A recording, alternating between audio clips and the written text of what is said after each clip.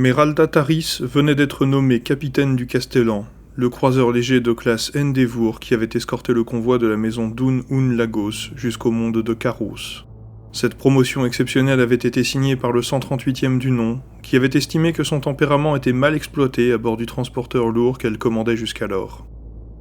Une fois les protocoles de transmission du capitanat observés, elle reçut l'ordre d'enquêter sur la disparition de la flotte d'exploration. Cette mission avait également pour but de lui permettre de s'habituer à commander son bâtiment, sous la supervision de sa prédécesseur qui avait rejoint son escorte.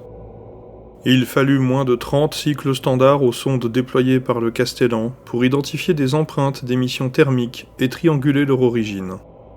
En suivant leur direction, un vaisseau de guerre d'un tonnage équivalent, dérivant sur le plan de l'écliptique, leur apparut, et fut rapidement identifié comme un croiseur léger de classe défiante appartenant à l'Adeptus Mechanicus.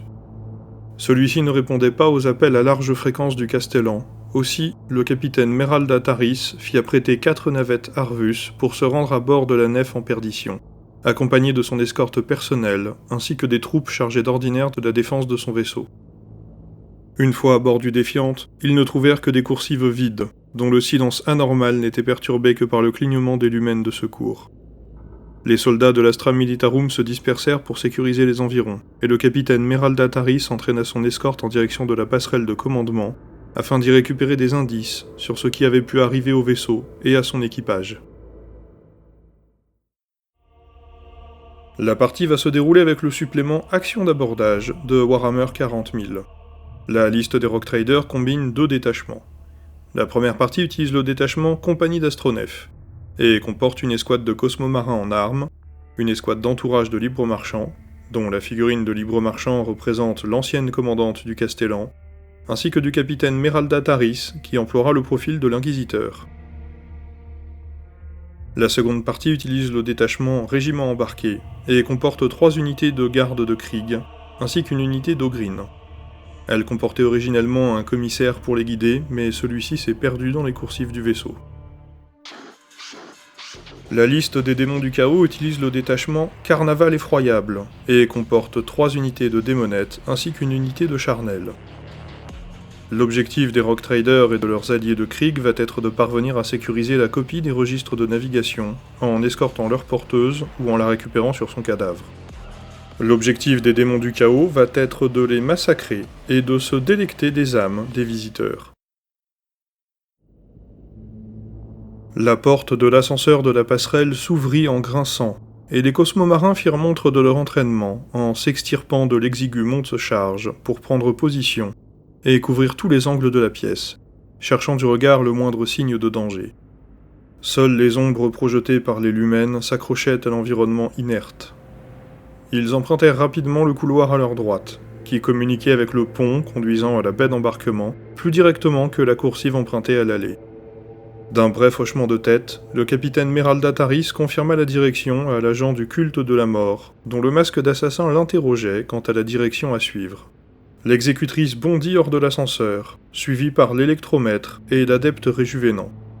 L'ancienne commandante libre-marchande et le capitaine les rejoignirent, et cette dernière prit place entre les 2 groupes de combattants, serrant fort contre elle le bloc de données contenant les registres de navigation du vaisseau.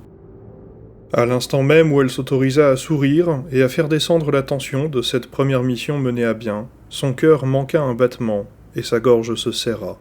Un instinct primaire, une peur encodée dans les gènes de son espèce, se réveilla. Meralda se sentit comme une proie traquée, isolée et acculée. Sa vue se troubla un instant, et les contours des dispositifs suspendus aux parois de la pièce prirent des formes prédatrices, qui attiraient son regard, autant qu'elles étaient impossibles à fixer. Le sol sembla se dérober sous ses pieds, et l'air qu'elle inspira fut si froid qu'elle eut la sensation de brûler de l'intérieur. Des cliquetis de pas et de griffes sur le plastacier, le bruit strident de lames frottées contre le métal, et un rire cristallin résonnèrent dans sa tête. Un jappement rauque et répété se fit entendre au loin, et Meralda Taris concentra son attention sur ce son de toute sa volonté. Ses sensations reculèrent jusqu'à se résumer à un vertige. Elle fixa le canidé des cosmomarins et sentit toute la détresse de l'animal. Ses aboiements devinrent plus clairs, et sa vision s'élargit, reprenant conscience de son environnement. L'ancienne commandante libre-marchand appelée par Vox les gardes impériaux dispersés en renfort, Certains de ces hommes pleuraient, tremblaient ou étaient livides, mais tous mirent le fusil à l'épaule et se précipitèrent contre les écoutilles de la pièce. Ces dernières amplifièrent le bruit de claquements et de griffures de ceux qui se trouvaient derrière. Une multitude de bras poussèrent les écoutilles de chaque côté, mais les cosmomarins tinrent bon. Un bruit sourd secoua la porte menant vers la baie d'embarquement, puis une seconde fois. À la troisième, elle claqua, en balayant les défenseurs, et les tirs tout azimuts des cosmomarins furent brefs. Une immense queue se terminant en lame pourpre empala 2 hommes au second rang d'un seul coup d'estoc. Une autre, dont l'extrémité se terminait en crochet, se saisit du sergent et le décapita, arrosant le capitaine Taris d'une giboulée de sang et de vertèbres.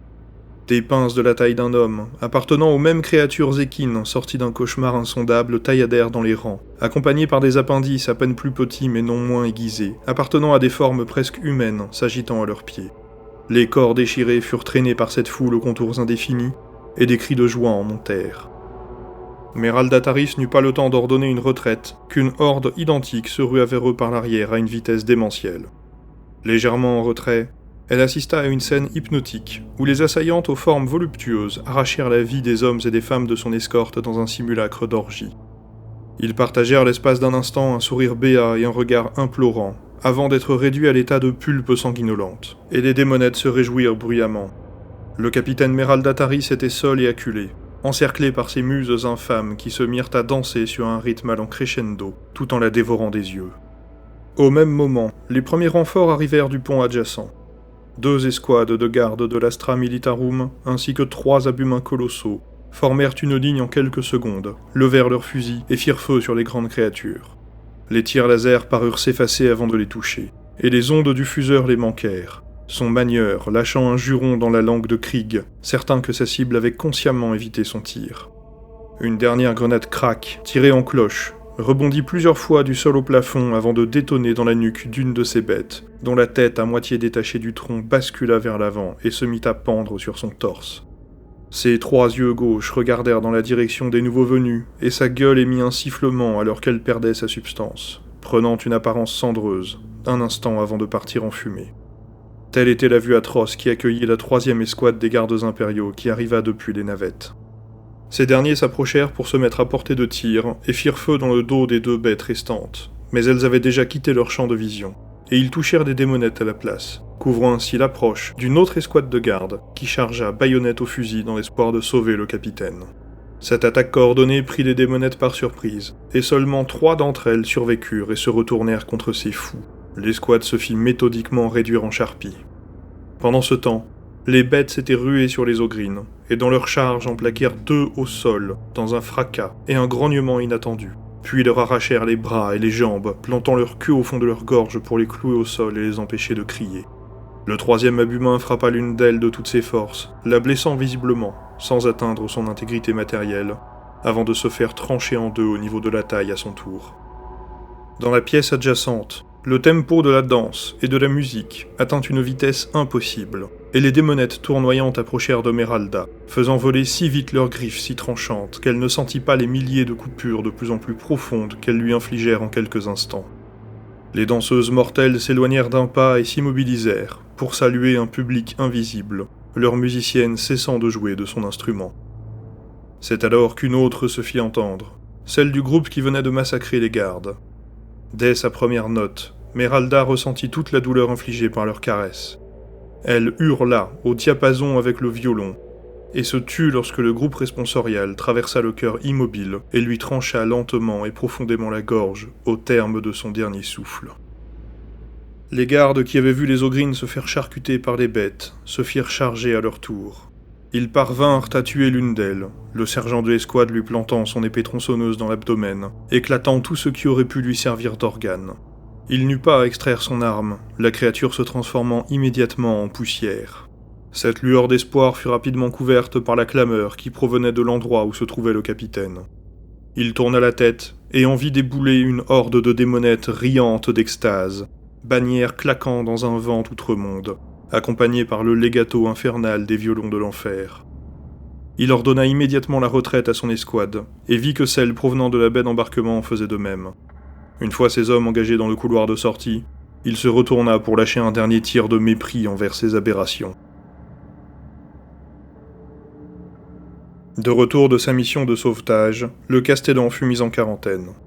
Les pilotes des navettes Arvus avaient accosté précipitamment et poussé les officiers de la passerelle à prendre le large sans attendre, leur expliquant comment les hommes s'étaient fait massacrer alors qu'ils couraient à travers la baie d'embarquement. Leur comportement devint rapidement violent et leurs paroles incompréhensibles. Ils furent confinés dans les geôles du bâtiment et mis en observation par les équipes médicales. Outre l'absence d'indices quant à l'exploration du vaisseau de l'Adeptus Mechanicus à la dérive, le 138e du nom, héritier de la maison d'Un Lagos, préféra mettre la disparition du capitaine Meralda Taris et de sa suite sous le tapis, afin d'éviter d'attirer trop vite l'attention de l'Adeptus Mechanicus, ou pire, qu'un membre de l'Inquisition enquête sur les événements, ce qui dans les deux cas mettrait un terme aux opérations d'extraction. Il obtint par traité avec les familles nobles régentes des mondes impériaux limitrophes des contrats d'exclusivité sur ces étranges cristaux, et se vit octroyer une station orbitale de fret afin d'accélérer la cadence d'approvisionnement. De véritables usines de traitement s'implantèrent à la surface de Carros, et chaque transporteur ramenait avec lui de nouvelles machines de minage et de la main-d'œuvre extraite des cités ruches. Des profits records furent enregistrés, au point que la maison d'Un Lagos envisageait d'outrepasser la Lex Imperialis en proposant à l'Adeptus Mechanicus d'acheter une concession pour la planète, ou encore, le cas échéant, de faire appel à des forces mercenaires pour contester à la prêtrise de Mars son droit sur ce monde par la force. Selon les objectifs du scénario, les Rock Traders marquent ici une défaite, ne remplissant pas leur objectif de sécuriser les registres de navigation.